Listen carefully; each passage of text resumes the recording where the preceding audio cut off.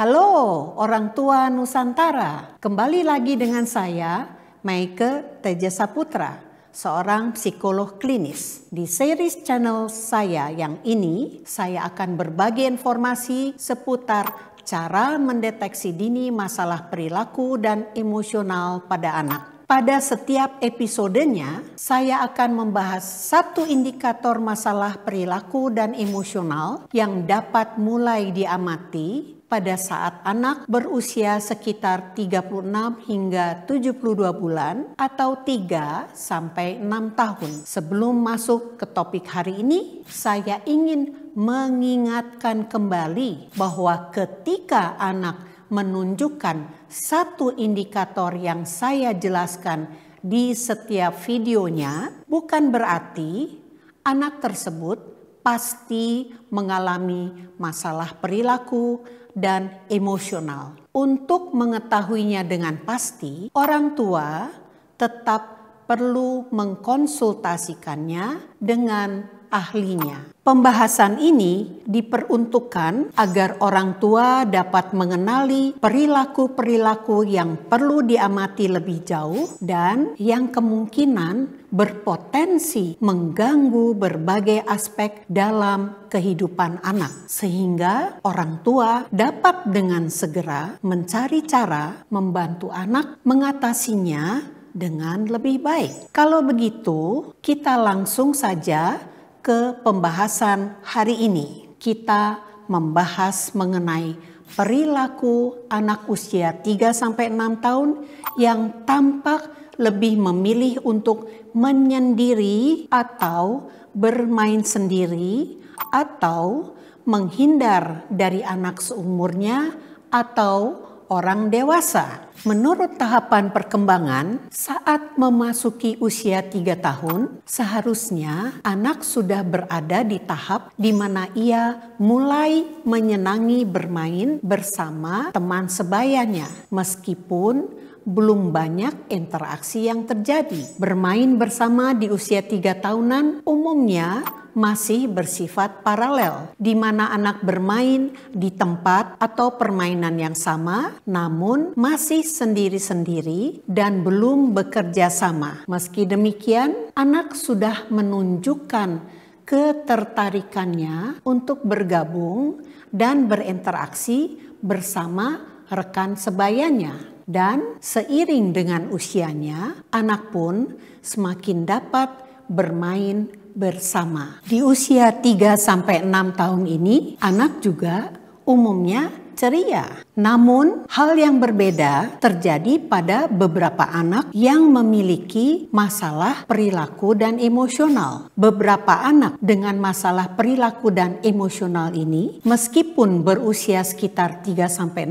tahun, menunjukkan perilaku menghindar dari teman-teman atau anggota keluarganya. Terlihat selalu murung dan tidak bersemangat meskipun diberikan atau diajak melakukan sesuatu yang menyenangkan, dan ia lebih memilih menyendiri dibandingkan bermain bersama. Perilaku menyendiri dalam masalah perilaku dan emosi ini berbeda dan bukan dikarenakan adanya gangguan perkembangan khusus seperti autisme, di mana anak kesulitan berinteraksi dengan orang lain. Pada anak dengan masalah mental emosional, anak cenderung terus-menerus menunjukkan ekspresi sedih dan kehilangan minat akan hal-hal yang biasa dinikmati.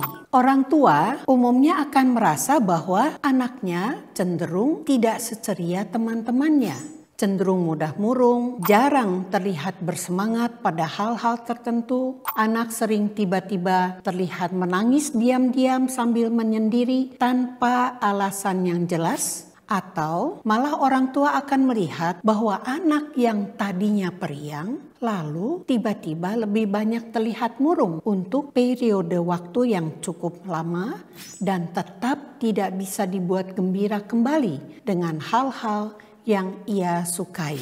Atau tadinya anak selalu bersemangat setiap sore untuk bermain di luar, tapi tiba-tiba ia tidak senang lagi dan cenderung muram. Nah, Apabila anak memunculkan perilaku-perilaku tersebut, orang tua atau orang dewasa di sekitar anak perlu memberikan perhatian lebih lanjut. Hal-hal yang perlu diperhatikan lebih lanjut oleh orang tua, misalnya pada situasi apa anak cenderung menyendiri atau murung. Apa yang biasanya membuat anak ingin menyendiri? Seberapa sering anak menolak ajakan teman bermain bersama untuk melakukan hal-hal yang sebenarnya ia senangi? Ketika anak selalu memilih menyendiri dan menolak ajakan temannya untuk bermain, apakah karena ia sedang sedih atau karena anak memang tidak tertarik berinteraksi dengan orang lain?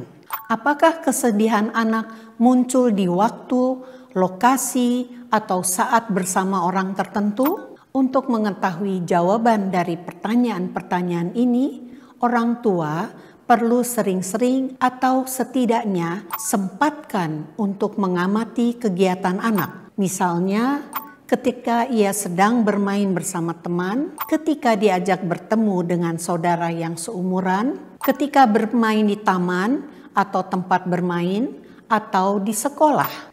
Untuk perilaku anak di sekolah, orang tua pun dapat sesekali menanyakan tentang perilaku anak di sekolah pada guru kelasnya.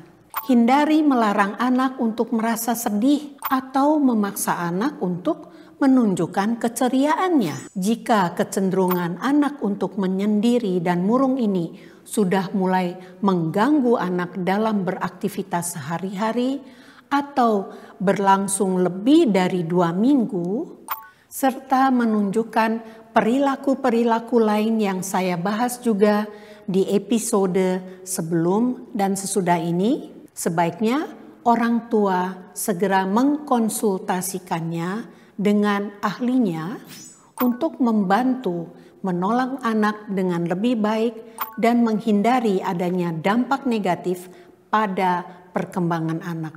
Semakin cepat perilaku ini dikonsultasikan dengan ahlinya, akan semakin baik bagi anak. Itu dulu pembahasan kita hari ini. Tunggu episode selanjutnya untuk indikator yang lainnya. Sampai jumpa.